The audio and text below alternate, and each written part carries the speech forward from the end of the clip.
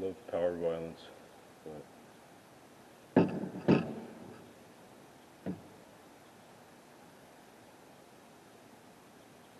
me chill out for a second.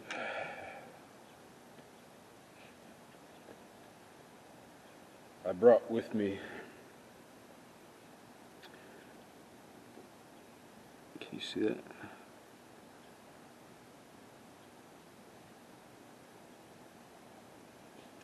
Hold up.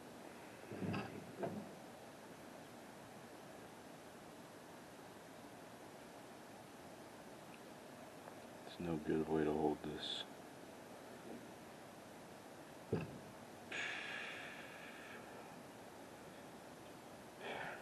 I give up. Meditations by Marcus Aurelius. Something I've been meaning to read. I keep hearing that. I don't know what the fuck it is.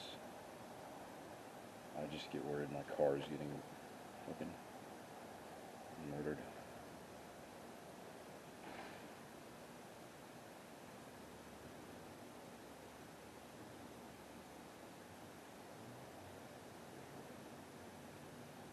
Been meaning to read this. I got the translation by Gregory Hayes because I heard that Gregory Hayes and I believe it was Robin Whitefield had the best translations. So I'm going to read a little bit of this. It's 159 pages. All right. I don't know about you. I like to read the introductions, get a little bit of an understanding of the kind of people who wrote these things. I started reading this technically with my brother because he was just reading it out loud in the car.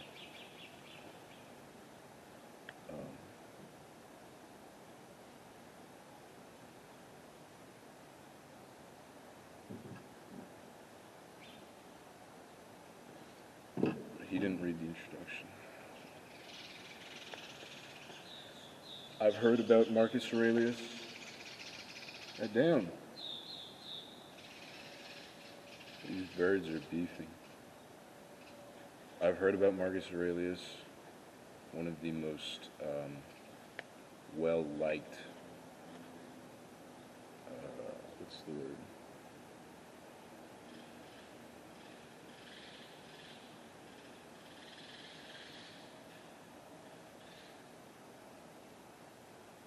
So you just say people, one of the most well-liked people in history, really.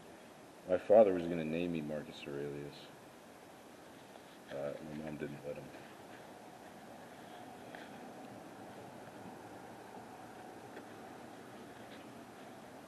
Alright.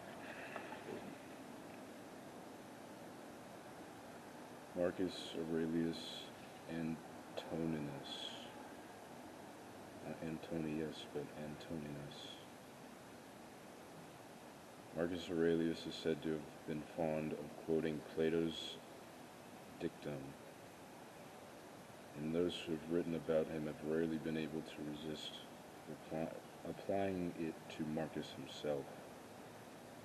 And indeed, if we seek Plato's philosopher king in the flesh, we could hardly do better than Marcus, the ruler of the Roman Empire for almost 2 decades, and author of the immortal Meditations. I couldn't quite remember whether or not he had been in a position of power in the Roman Empire. That's what my brother was asking. He was like, wasn't he one of the emperors or whatever they're called? I need to learn more about the history of the Roman Empire. The only information I get from it is through reading books like this.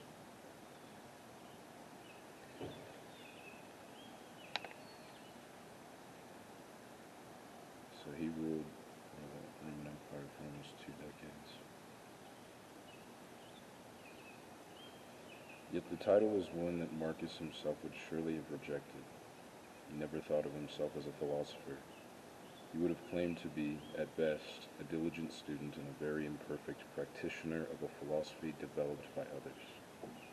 As for the imperial throne, that came almost by accident. When Marcus Annius Verus was born in AD 121, bystanders might have predicted a distinguished career in the Senate or the imperial administration. They could hardly have guessed that he was destined for the imperial purple, or seen in their mind's eye the lonely bronze horseman whose upraised hand greets us from the Capitoline Hill in Rome across 2,000 years. I don't know what statue that they're talking about, actually. See, that's probably the only reason I would go to, like, Italy or some shit. It's just for the historical stuff. I don't give a fuck about food. I don't give a fuck about that dirty-ass Venice river. No.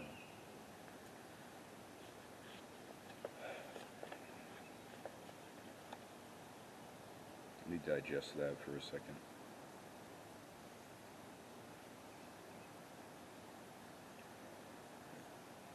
Marcus sprang from a distinguished enough family. The year of his birth coincided with his grandfather's second tenure of the consulship, in theory, Rome's highest office, though now of largely ceremonial importance.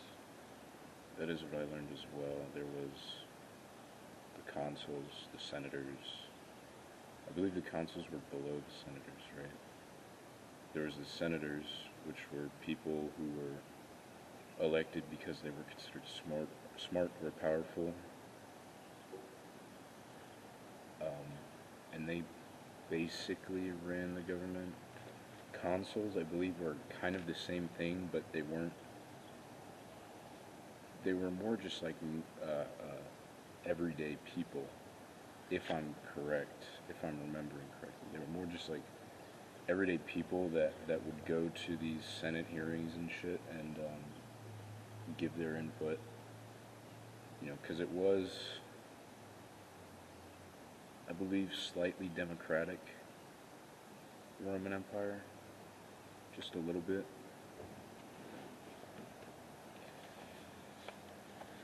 I'm glad I stopped now because this guy just came out with this child in a stroller. You would have heard apartment 213. Let me continue. The year of his birth coincided with his grandfather's second tenure of the consulship, in theory Rome's highest office, though now largely ceremonial importance. It was to be his grandfather who brought him up, for his father died when he was very young. Marcus makes reference in the Meditations to his father's character as he remembered it or heard it from others, but his knowledge must have been more from stories than actual memories. Of the remainder of his childhood and his early adolescence, we know little more than can be gleaned from the Meditations. The biography of him in the so-called Historia Augusta, a curious and unreliable work of the late 14th century, probably based on a lost series of lives by the 3rd century biographer Marius Maximus, tells us that he was a serious child, but also that he loved boxing, wrestling, running, and falconry, that he was a good ball player, and that he loved to hunt. I don't think it's going to show up on camera. It's just too fucking blurry. I think the resolution of this camera is too bad in the first place. But I hate when people write and they, have a parentheses in their sentence, but it goes on for fucking ever, and it's like you're starting a whole new sentence in the middle of your current sentence, and I just kind of forget what they were talking about in the first place. Like this says the biography of Marcus Aurelius in the so-called Historia Augusta, and then it goes on to a parenthesis where it explains what the Historia Augusta was, but then I just forget that we were talking about the fact that this is how he was described in the Historia Augusta.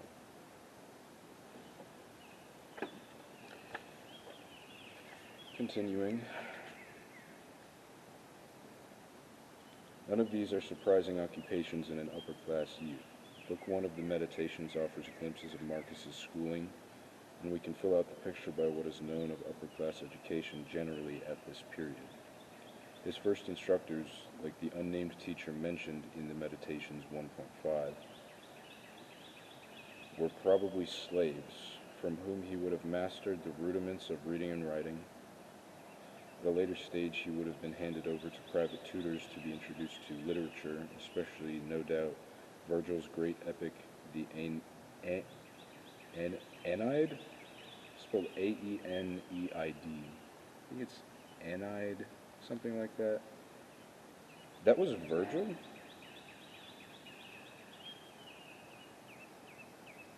I need to read that. It was either that or something else that I was confusing with Homer's, because I have the Iliad and I have the Odyssey, but there was one more next to it that was spelled kind of like the Aeneid. It may have been that, or it may have been... No, it was that. Yeah, and it was Virgil. But that was, like, adjacent to the Odyssey and Iliad, right? That was kind of... I don't know if it was included in the same story or not. Let me pause real quick. There was a gentleman looking for some things, and I didn't want to record anybody who didn't want to be recorded. Though it's completely legal. Just trying to be considerate. So, man, I got low storage on this thing. I gotta delete some of this shit. I'm not sure what I've transferred to my computer yet, so there's not a whole lot of videos on this card I can delete right now. But the sun's going down anyway, so I'll read like maybe one more page, one or two more pages of this, and get back to skating. We're gonna put on Skyrim ambience. That's what my brother had playing.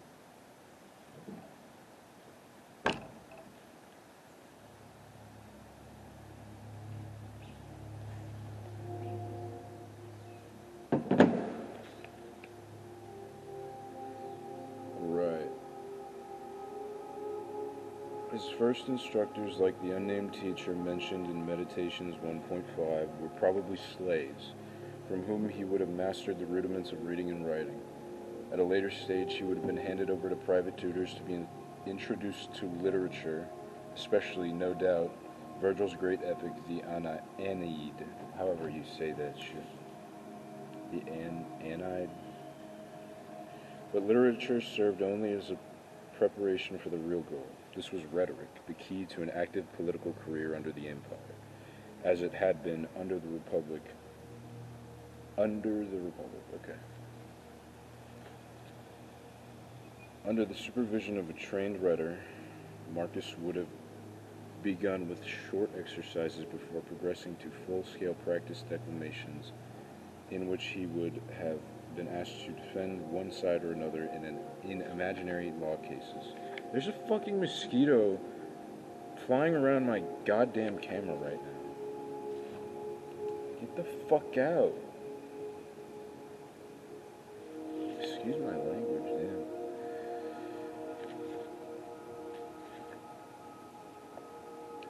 In which he would have been asked to defend one side or another in imaginary law cases, or to advise a prominent historical figure at a turning point in his career.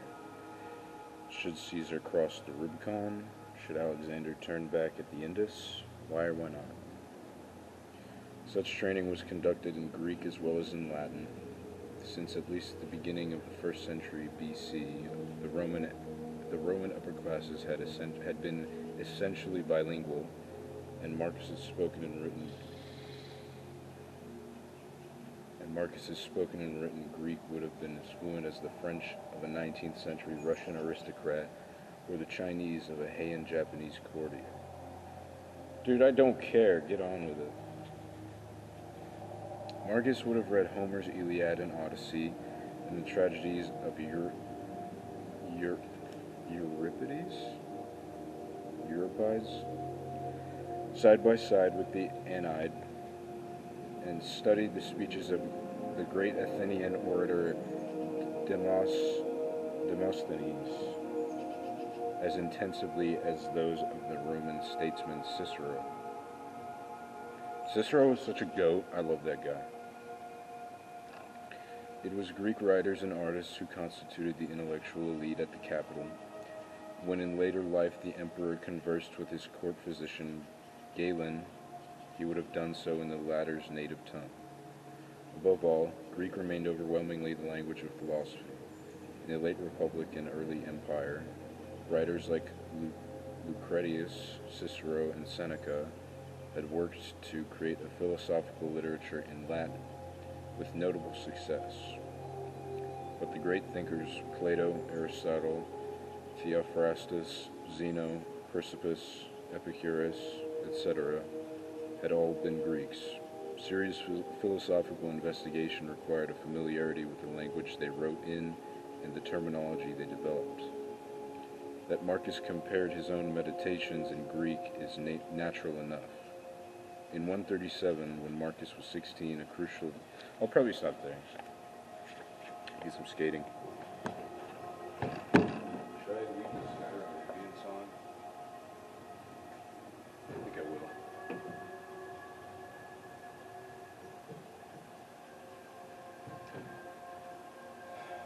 That's interesting. That's comparable to like Cesar Chavez. People regard him as one of the most, if not the most prominent figure in the Chicano movement.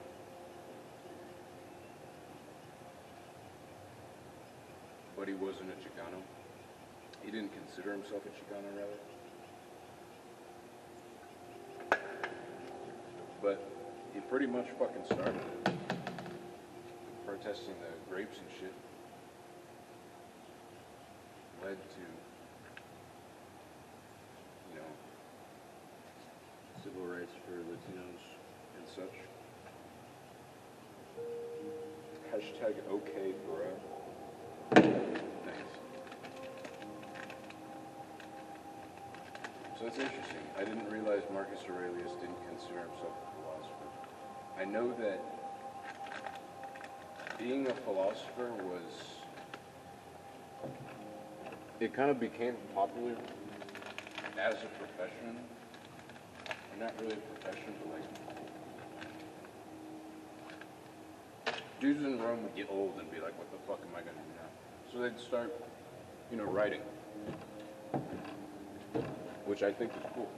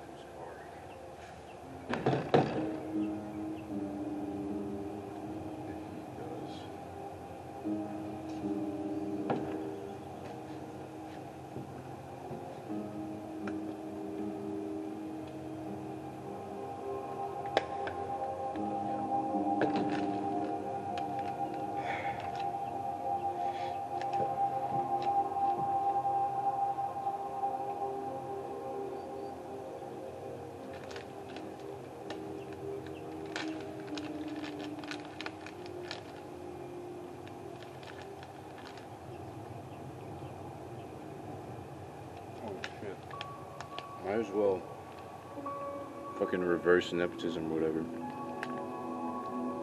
Buy this shit. Buy O'Fudge products. As my aunt makes fudge. And they make these fucking good ass cinnamon covered pecans too. I fucking love pecans.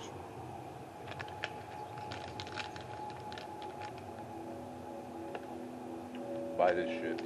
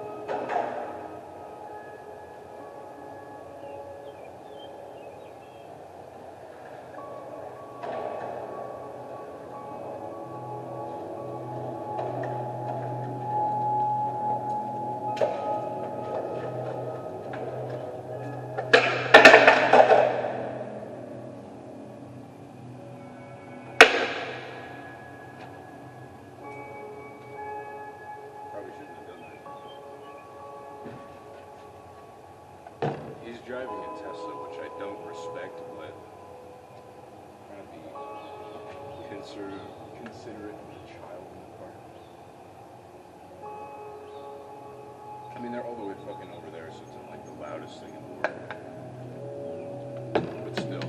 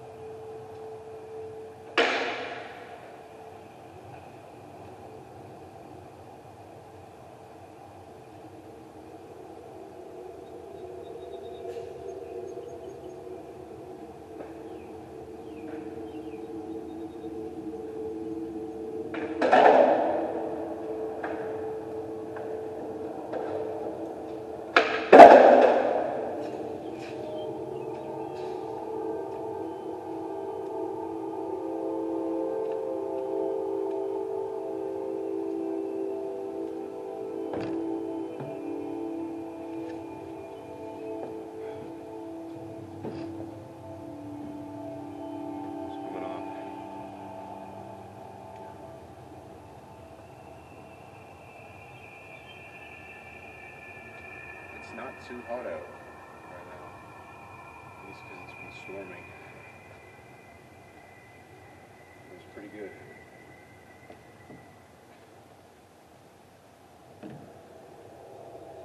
I think that's enough Skyrim ambience. Excuse me, let's put some other shit on.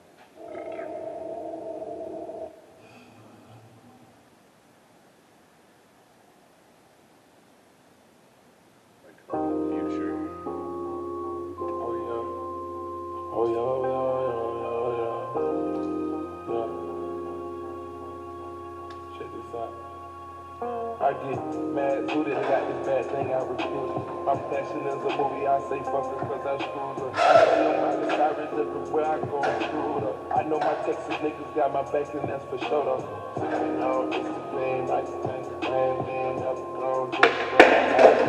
I know them boys say they can't tell the money over there. Like the trash, these niggas now like us.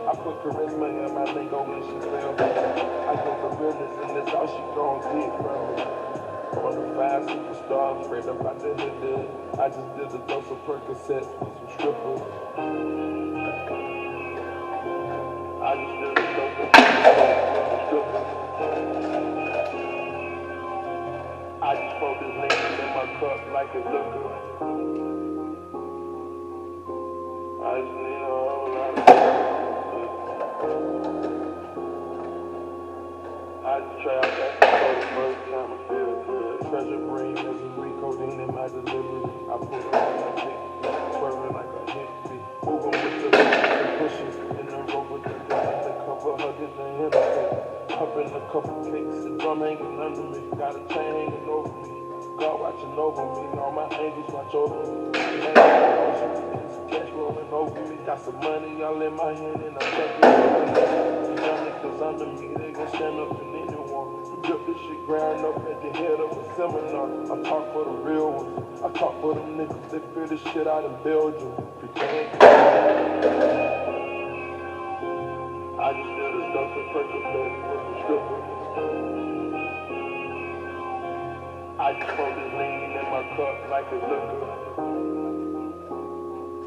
I just need a whole lot of drugs in my system. I just try acid for the first time, I feel good.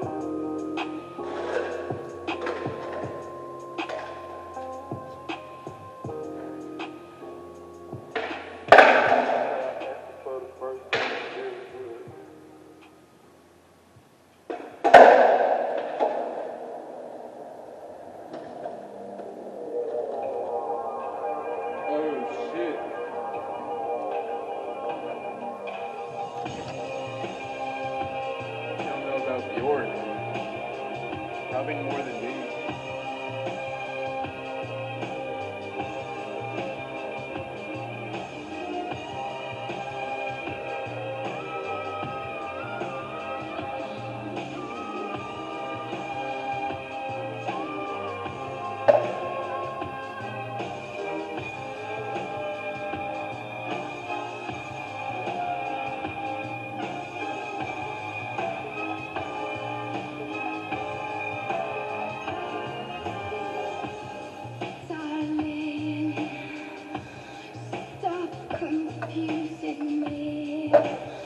With your wishful thinking, hopeful embraces.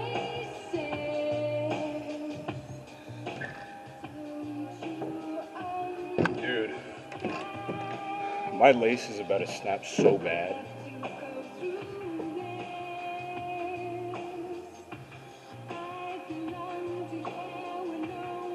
Oh my god, that is so bad.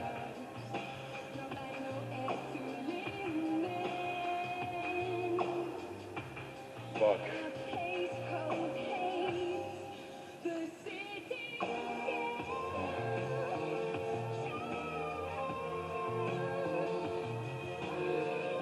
I don't even know if I have extra black laces. I got a pair of white ones with these shoes. But isn't that like a Nazi thing?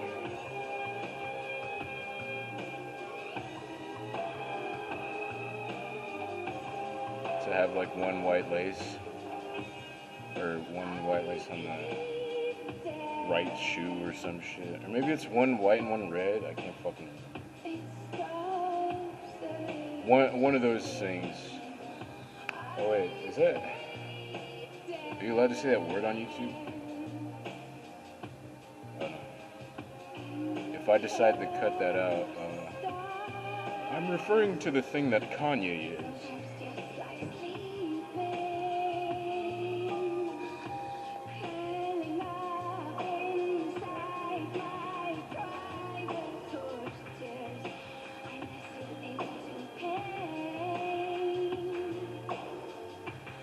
Fuck off.